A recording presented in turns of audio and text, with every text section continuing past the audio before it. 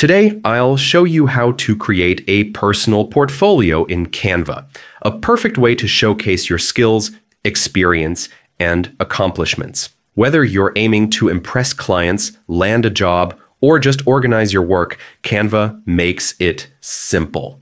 Start by logging into Canva and typing portfolio in the search bar.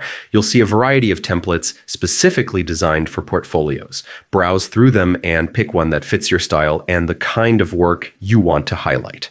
Once your template opens, click Customize to enter the editor. Here's where you make it truly yours.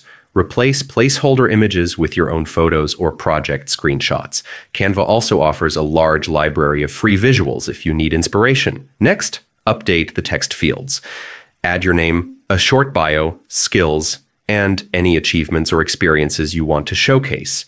Keep your content clear and concise so viewers can quickly understand your strengths. You can also adjust colors, fonts, and layouts to match your personal brand.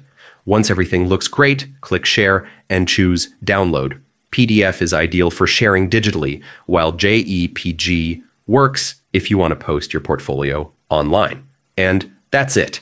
In just a few steps, you've built a polished, professional, personal portfolio that highlights your abilities and sets you apart.